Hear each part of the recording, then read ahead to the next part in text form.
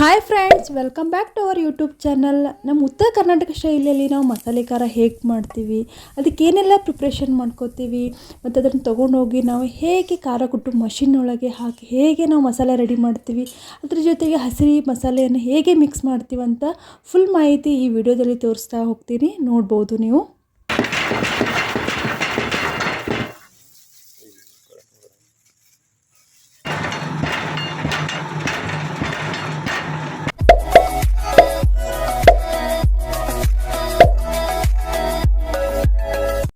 ನಮ್ಮ ಉತ್ತರ ಕರ್ನಾಟಕದಲ್ಲಿ ಬೇಸಿಗೆ ಕಾಲ ಬಂದರೆ ಸಾಕು, ಮಸಾಲೆ ಖಾರ, ಹಪ್ಪಳ, ಶಾವಿಗೆ ಅಂತ ಮಾಡೋಕ್ಕೆ ಶುರು ಮಾಡ್ತಾರೆ. ಇಲ್ಲಿ ನಾನು ಮಸಾಲೆ ಖಾರ ಹೇಗೆ ಮಾಡೋದು ಅಂತ ತೋರಿಸ್ತಾ ಹೋಗ್ತೀನಿ. ಮಸಾಲೆ ಖಾರ ಮಾಡೋದಕ್ಕೆ ಮುಂಚೆನೇ 2 ದಿನ ಮುಂಚೆನೇ ಪ್ರಿಪ್ರೇಷನ್ ಸ್ಟಾರ್ಟ್ ಆಗುತ್ತೆ. ಮಸಾಲೆಯನ್ನು ಹಸಿ ಬಿಸಿ ಹುರಿದ್ರೆ ಅದು ಟೇಸ್ಟ್ ಚೆನ್ನಾಗಿ ಬರಲ್ಲ ಅಂತೇಳಿ ನಮ್ಮ ಕಡೆ ಏನಂದರೆ ಈ ಥರ ನಾವು ಒಲೆಯೊಳಗೆ ಚೆನ್ನಾಗಿ ಕೆಂಪು ಕಲರ್ ಬರುವವರೆಗೆ ನಾವು ಮಸಾಲೆಯನ್ನು ಫ್ರೈ ಮಾಡ್ಕೋಬೇಕು. ಇಲ್ಲಿ ನೀವು ನೋಡ್ಬೋದು 1 kg ಗಿಟ್ಟ ಕೊಬ್ಬರಿಯನ್ನು ತೊಗೊಂಡು ಎರಚಿ ಈ ಥರ ನಾವು ಚೆನ್ನಾಗಿ ಒಲೆ ಯೂಸ್ ಮಾಡಿ ಒಲೆಯೊಳಗೆ ನಾವು ಮಸಾಲೆಯನ್ನು ಫ್ರೈ ಮಾಡ್ಕೋತೀವಿ. ಇದರಿಂದ ಟೇಸ್ಟ್ ಡಬ್ಬಲ್ ಆಗಿ ಬರುತ್ತೆ. ನಾವು ಗ್ಯಾಸ್ ಸ್ಟವ್ ಯೂಸ್ ಮಾಡೋಕ್ಕಿಂತ ಈ ಥರ ಒಲೆಯೊಳಗೆ ಯೂಸ್ ಮಾಡಿದೆ ನಮ್ಮದು ಉತ್ತರ ಕರ್ನಾಟಕದ ಸ್ಪೆಷಲ್ಲು. ನೆಕ್ಸ್ಟು 1 kg ಉಳ್ಳಾಗಡ್ಡಿನ ನಾವು ತೆಳ್ಳಗೆ ಹೆರ್ಚ್ಕೊಂಡು ಈ ಥರ ಎಣ್ಣೆ ಹಾಕಿ ಸ್ವಲ್ಪ ಫ್ರೈ ಮಾಡ್ಕೋತೀವಿ. ಚೆನ್ನಾಗಿ ಫ್ರೈ ಮಾಡ್ಕೋಬೇಕು. ಇವಳು ಬಂದು ನಮ್ಮ ಅಣ್ಣನ ಮಗಳು, ನಾನು ಮಾಡ್ತೀನಿ ಕೆಲಸದ ಬಂದು ಕೂತಾಳ. ಸೊ ನಮ್ಮ ಉತ್ತರ ಕರ್ನಾಟಕದ ಇದೇ ನೋಡು ಒಂದು ಹಬ್ಬನೇ ಅನ್ಬೇಕು. ಬೇಸಿಗೆ ಕಾಲ ಬಂದರೆ ಮಕ್ಕಳು ಇರ್ತಾರೆ, ರಜಾ ಟೈಮು, ಸೊ ಮನೆಯೊಳಗೆ ಇರ್ತಾರೆ. ಅದ್ರ ಜೊತೆಗೆ ಹಪ್ಪಳ, ಸಂಡಿಗೆ, ಶಾವಿಗೆ ಈ ಥರ ಮಸಾಲೆ ಕಾಲ ಅಂತ ಮಾಡ್ಕೋತಾ ಹೋಗ್ತಾರೆ.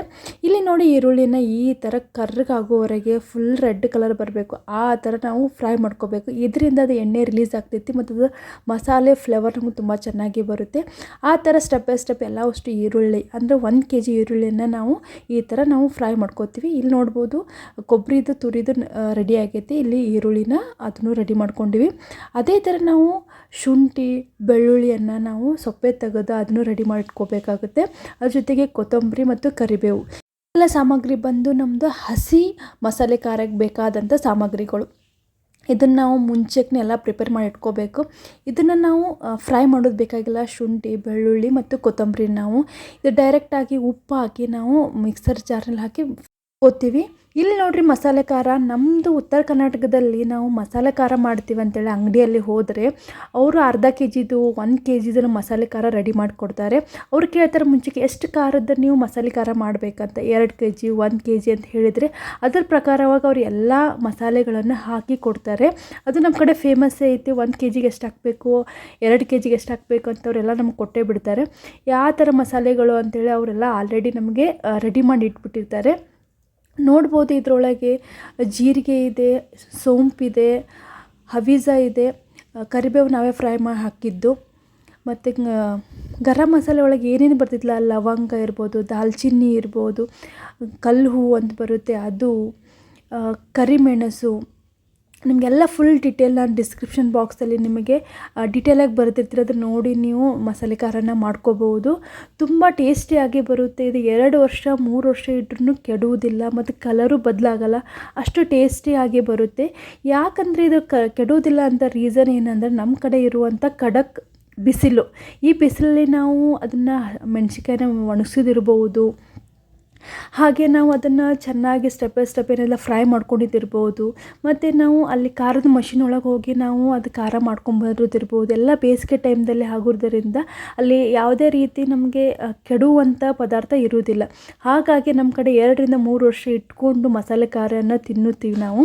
ತಿಂದ್ರೂ ಅದು ಏನು 2 ವರ್ಷ ಆದ್ರೂ ಅದ್ರದ್ದು ಏನು ಟೇಸ್ಟ್ ಬದಲಂತರೂ ಆಗೋದಿಲ್ಲ, ಅಷ್ಟು ಟೇಸ್ಟಿಯಾಗಿ ಬರುತ್ತೆ. ನಮ್ಮ ಉತ್ತರ ಕರ್ನಾಟಕದ ಮಸಾಲೆ ಖಾರ ಅಂದರೆ ಇದೆ. ಬೇರೆ ಕಡೆ ಹೋದರೆ ಸ್ವಲ್ಪ ಮಳೆಗಾಲ ಹಾಗೆ ಹೀಗೆ ಇರುತ್ತೆ, ಬಟ್ ನಮ್ಮ ಕಡೆಯಿಂದ ಫುಲ್ ಖಡಕ್ ಬಿಸಿಲು ಇರ್ತಿದೆ. ಹಾಗಾಗಿ ನಮ್ಮ ಕಡೆಯಿಂದ ಮಸಾಲೆ ಫುಲ್ ಖಡಕ್ ಅಂತ ಹೇಳ್ಬೋದು. ಈ ಮಸಾಲೆ ನಾವು ಪಲ್ಯ ಒಳಗಿರ್ಬೋದು ಅಥವಾ ಮಸಾಲೆ ರೈಸ್ ಮಾಡೋದಿರ್ಬೋದು, ಎಲ್ಲ ಥರದ ಸಾಂಬಾರು ಮಾಡೋದಕ್ಕೆ ನಾವು ಇದೇ ಮಸಾಲನ ಯೂಸ್ ಮಾಡ್ತೀವಿ. ಅಥವಾ ನಾವು ಯಾವುದೋ ಸಿಂಪಲ್ ಒಂದು ಅಡುಗೆ ಮಾಡಿದ್ರೂ ಈ ಮಸಾಲನ್ನು ಫುಲ್ ಕಾಮನ್ ಆಗಿ ಯೂಸ್ ಮಾಡುವಂಥ ಮಸಾಲ ಖಾರ ಇದು. ಸೊ ಇಲ್ಲಿ ನೆಕ್ಸ್ಟ್ ಬಂದು ನಾವು ಎಲ್ಲ ಅದು ಶುಂಠಿ, ಬೆಳ್ಳುಳ್ಳಿ, ಕೊತ್ತಂಬರಿನ ಪೇಸ್ಟ್ ಮಾಡ್ಕೊಂಡಿದ್ದಲ್ಲ ಅದನ್ನು ಒಂದು ಡಬ್ಬೆ ಒಳಗೆ ಹಾಕ್ಕೊಂಡು, ಮತ್ತು ನಾವು ಏನದು ಕೊಬ್ಬರಿ ಮತ್ತು ಹಸಿ ಉಳ್ಳಾಗಡ್ಡಿನ ನಾವು ಇಟ್ಕೊಂಡಿದ್ದಲ್ಲ ಅದನ್ನು ಪೇಸ್ಟ್ ಮಾಡಿಕೊಂಡು ಇದರೊಳಗೆ ಹಾಕೋತೀವಿ.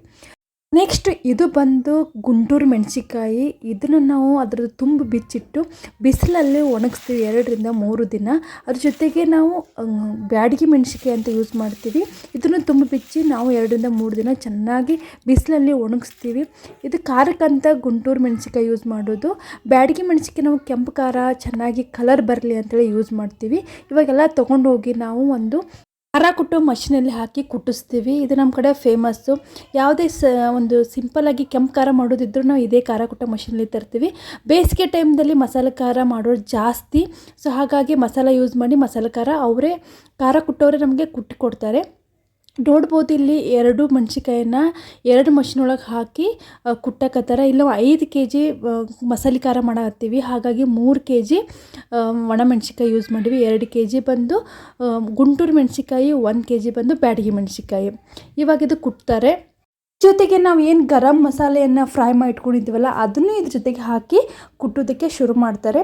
ಲಾಸ್ಟಿಗೆ ನಾವು ಏನದ ಮಿಕ್ಸರ್ ಜಾರ್ನಲ್ಲಿ ಹಾಕಿ ಪೇಸ್ಟ್ ಮಾಡಿ ಇಟ್ಕೊಂಡಿದ್ದಲ್ಲ ಹಸಿ ಮಸಾಲೆನ ಅಷ್ಟೇ ಹಾಗೆ ಸೈಡ್ ಇಟ್ಟು ನಾವು ಗರಂ ಮಸಾಲೆ ಮತ್ತು ಮೆಣಸಿಕಾಯನ್ನು ಇಲ್ಲಿ ಕುಟ್ತಾರೆ.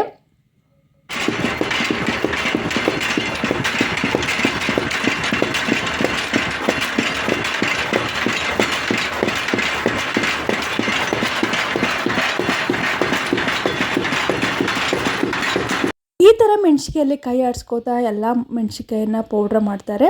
ಸೊ ಆಮೇಲೆ ನಾವು ಒಂದು ಬುಟ್ಟೆ ತಗೊಂಡು ನಾವು ಚಾಣಿ ಹಿಡಿದು ಅದನ್ನು ಸೋಸ್ಕೋತಾರೆ. ಸೊ ಅದು ಉಳಿದಿದ್ದನ್ನು ನಾವು ವಾಪಸ್ ಮತ್ತೆ ಮಷಿನಲ್ಲಿ ಹಾಕಿ ಮತ್ತೆ ಸಣ್ಣಗೆ ಪೌಡ್ರ್ ಮಾಡ್ತಾರೆ.